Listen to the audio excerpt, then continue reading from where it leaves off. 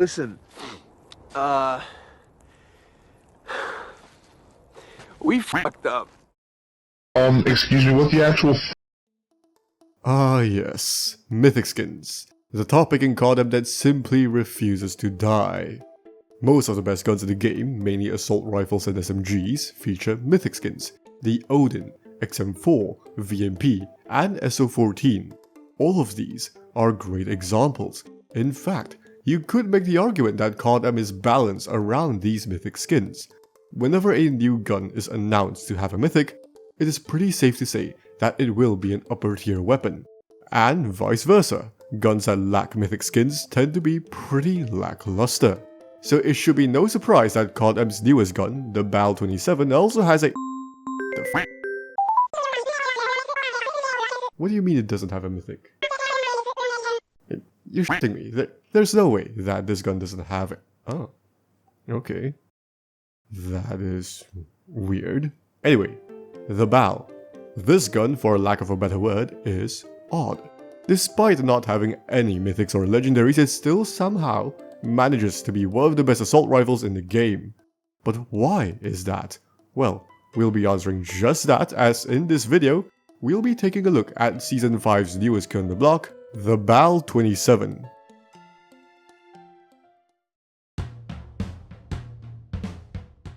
I'm first going to clarify that this gun, fortunately or unfortunately, does not feature the fire rate ramp up mechanic unlike its Advanced Warfare and MW3 counterparts. For those confused, the BAL in those games had a unique mechanic in which its fire rate is slower on the initial shots, gradually increasing as it fires. On one hand, it makes the CODM version a lot less interesting as it's just another generic assault rifle with no gimmicks. But on the other hand, it makes the weapon a lot easier to balance since the last two were on completely different ends of the spectrum in terms of viability. With that tangent aside, let's actually talk about the weapon stats. I shall be comparing the BAL-27 against the XM4 and RAM-7, since all three of these weapons fall under a very similar role, that being the jack of all trades 4-tap assault rifle. Starting off with the lethality, the BAL can reliably 4-tap for a super competitive time to kill of 216 milliseconds, slightly slower than the RAM's 210 milliseconds, but noticeably faster than the XM4's 240 milliseconds. This time to kill is identical to the QQ9 without the 10mm ammo conversion, which makes sense since both guns have the exact same fire rate and shots to kill. This 4-tap time to kill extends all the way out to 26.1 meters, which is a good chunk longer than the RAM's relatively short 20.8 meters. The XM4's is a tiny bit longer at 28.5 meters, but this difference is not enough to offset the BAL's faster time to kill. The BAL is also capable of 3-tapping in the initial damage phase, by landing one headshot combined with one chest and one arm shot, netting you a time to kill of 144 milliseconds. This is less consistent than the XM4 since you do need a chest shot, but this can still save you in clutch situations. Now, some of you might say, the BAL's time to kill is not that special, the DRH has a similar time to kill with way more range, not to mention that the HVK and especially the Odin kill a lot faster. While this is true, the BAL has a much faster fire rate than these other weapons, firing at 833 rounds per minute.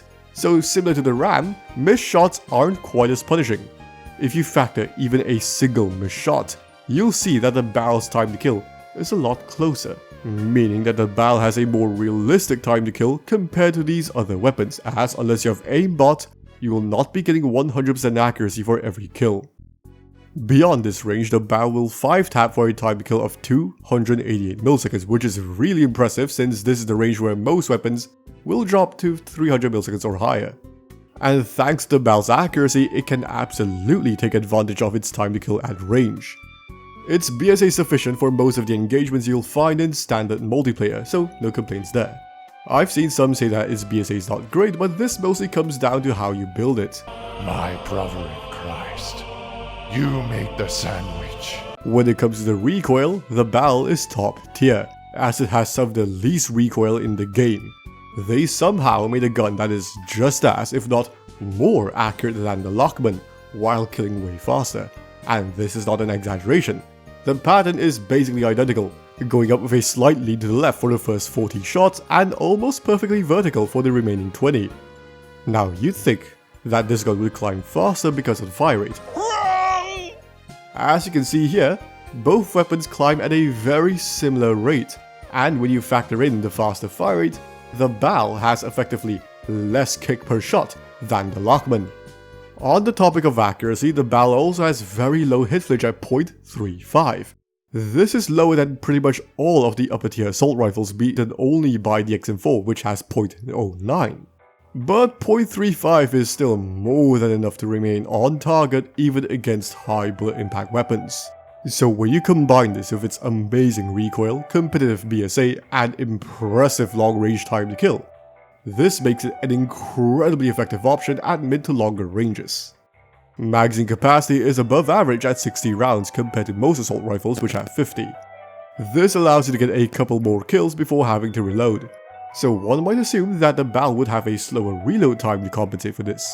But this is not the case, as the BAL's reload time is surprisingly fast, taking 1.2 seconds for its tactical reload and 1.4 seconds when reloading from empty.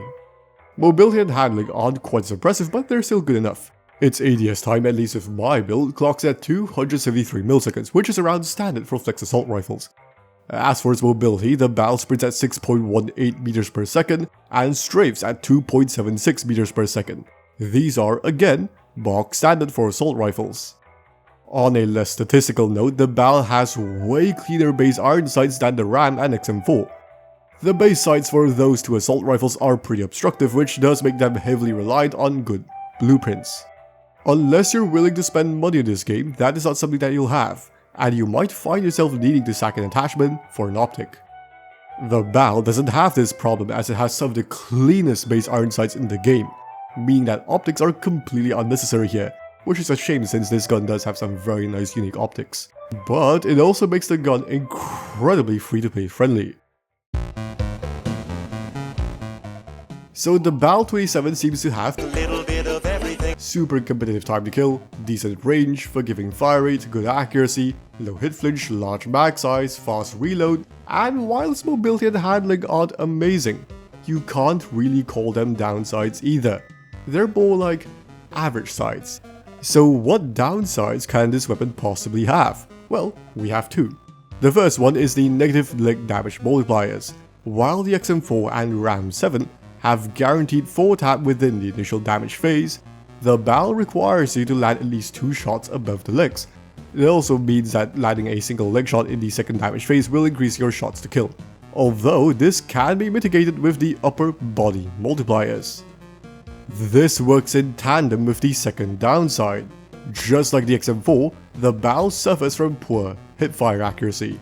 This combined with the negative leg damage multipliers means that if you try panic hip firing closer ranges, there is a very real possibility that you'll snag a bunch of leg shots, resulting in a slower time to kill. So you are encouraged to always ADS with this gun unless you absolutely have to. These two downsides are there mostly to prevent it from being a switchblade with AR grade range.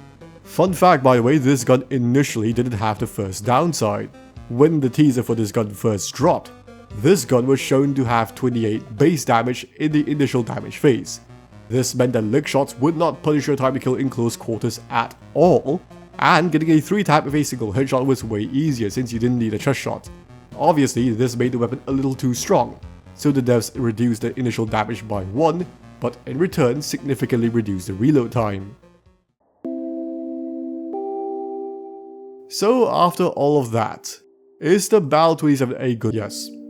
Let's not beat around the bush here. The BAL is easily a top tier assault rifle. This gun basically has everything, covering pretty much every aspect you'd want in an assault rifle. Lethality, range, accuracy, mag size, you name it! Even the mobility and handling aren't bad either. It doesn't excel at any one specific category, but it is very strong at all of them, so there isn't a situation where this gun can't be effective. The fast time to kill combined with the forgiving fire rate allows it to compete up close, while the low recoil, excellent range profile, and decent BSA means that it is great at longer ranges too, even more so than some main ARs. I'm looking at you M16 Wildfire, you serve basically no purpose. The only downside of the BAL is that you can't play quite as aggressively as SMG since you don't have the hipfire spread or handling for that. So the only thing you can't do is play an assault rifle like an SMG. You know, just like 90% of the other assault rifles. How does this gun not have a mythic? As of the time of making this video, there are 4 and only 4 assault rifles that are relevant in the current meta. We have the DRH with its competitive 3-tap time to kill and top tier range, the HVK-30 with an even faster 3-tap time to kill and relatively fast fire rate for a 3-tap weapon, the Odin for its near instant 2-taps, and now we have the BAL-27 as the perfect jack of all trades. While the BAL doesn't kill quite as fast as the other 3 assault rifles, it more than makes up for this by being much more well-rounded. The BAL's faster fire rate makes it much more forgiving than the other options, especially compared to the Odin. The BAL's recoil is way lower since it has some of the least recoil in the game, and it has a much larger mag size unlike the other 3 which tend to struggle with ammo capacity. This means that the BAL is way easier to use, while not being very far behind in terms of lethality. For the average player, they will find this to be a much more comfortable and reliable option. Some of you are most likely thinking, what about the other assault rifles? Well, to put it simply, the BAL effectively invalidates every other 4-tap assault rifle in the game. Let's have a look at the most relevant examples. The XM4, which is the previous holder of the BAL's title, is also very well rounded. However, that gun makes sacrifices to its time to kill, killing a good bit slower than the other meta weapons. The idea being that it relies more on its ease of use and consistency to compete, rather than raw firepower. The BAL simply ignores this concept as it is straight up an XM4 with the time to kill of a switchblade, and it also just happens to feature a larger mag size and less recoil. So practically speaking, there is no real reason to use the XM4, as the areas where the XM4 does do better are just not relevant enough to be a strong incentive. The RAM-7's time to kill is very similar to the BAL, in fact, it is slightly better. But this does not offset the advantages that the BAL has in accuracy, mag size, and most importantly, range. See, the RAM, just like the BAL, is one of the very few 4-tap assault rifles that has a sub 300 milliseconds 5-tap time to kill, allowing it to kill very fast at all ranges. So to balance this, the RAM's 4-tap range is shorter since it relies more on its time to kill. The BAL, again, doesn't have this problem, as its 4-tap range is a good bit longer, having a difference of roughly 30%. The Lockman 5.56 is pretty much a more passive version of the XM4, featuring great 4-tap range and less recoil, at the cost of slightly slower time to kill, except the BAL kills a lot faster while being just fine at range since its long range time to kill is still very good along with having similar recoil. The SO14 Wildfire is another passive side grade to the XM4, except instead of time to kill, it trades mobility and handling while also gaining even more range along with absurd bullet impact.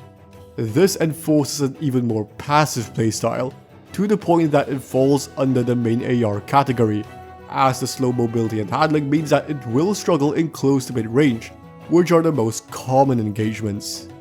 And those were only the next best things, the others stand even less of a chance, so overall, there is very little reason to use any of the other 4-tap assault rifles when the BAL exists. Anything that these weapons can do, the BAL can do about as effectively, if not better, while being much more well-rounded. I'm just saying, do not be surprised when this gun becomes the default assault rifle in ranked and competitive play, assuming it doesn't get banned. And until further notice, this will be the new baseline assault rifle that I will use for my comparisons in future videos. When it comes to building the BAL-27, we actually do have a few options here. First, we have the standard flex build, which is the one I've been using for the comparisons in this video. Here, we'll be focusing on maximizing the weapon's versatility, by improving its range and accuracy, without sacrificing too much mobility, effectively turning it into an XM4 2.0. Start with the Gauge 9 mono for range, bullet speed and concealment, Crown H3 barrel for even more range and bullet speed, 60 round reload for the largest mag size, high ground grip for BSA and hit flinch, and the Schlager PEQ box for laser for the free reduction in ADS time. If you're willing to sacrifice some handling for a bit more range, you can use the Polar Fire S instead of the Mono. Personally, I don't use this because I don't think the ADS time penalty is worth the 10% improvement to damage range, but it is still an option. There is the Quartermaster Suppressor, which has an even greater range boost, but this attachment penalizes BSA and ADS time way too much, so it's not worth it. And now I'm going to address the elephant in the room. I know you guys are furiously typing in the comments, why aren't you using the Clarion Lightstock? Are you fucking stupid? See, this attachment's upsides do look tempting, especially that sexy minus 20% ADS time. The reason I didn't recommend it for the first build is because it hurts your BSA by a good bit. Obviously the BSA with the stock is not terrible, but it can get a bit iffy when trying to utilize its performance at range, which is not great for the purpose of a flex assault rifle. Like, sure, faster ADS time and strafe are nice, but you're just limiting the versatility of the weapon. Credit where credit is due though, this attachment is a pretty good option if you want a more aggressive build without destroying the range. But if that's what you're going for, there is the third build, which essentially turns it into an SMG. Keep the stock and mag, but drop the rest. Instead, use the Prime MNX barrel for mobility, Hammer Grip for faster handling, and the VT7 Spirit Fire Suppressor. This suppressor gives the same range and bullet speed buffs as the Gauge 9, but it has the least BSA penalty out of all the good suppressors. It does hurt ADS movement speed a bit more, but since this build already boosted so much, we can afford to sacrifice some. With this build, we get much better mobility, handling, and hipfire spread at the cost of significantly worse range and accuracy. This pretty much plays like a switchblade with worse mobility in exchange for better range and ammo capacity. This is by no means an optimal way to run the weapon, but it can be pretty fun. And that covers everything there is to know about the BAL-27. As I've said before, it still baffles me that this gun has no mythic or legendary skin. Normally that is a pretty bad sign for the weapon because that means the devs don't expect to make any money from it, it's that bad. But fortunately, this is not the case as this gun somehow manages to be one of the best. Either the devs plan on giving this gun a mythic at some point in the future, or My boy done turned a leaf. But that's just my experience from using the weapon, so how do you guys feel about the BAL-27? Do you agree that it is a top tier weapon? Be sure to let me know in the comments, and if you found the video helpful, please feel free to leave a like and subscribe. But until then, I'll be seeing you in the next one. Bye bye.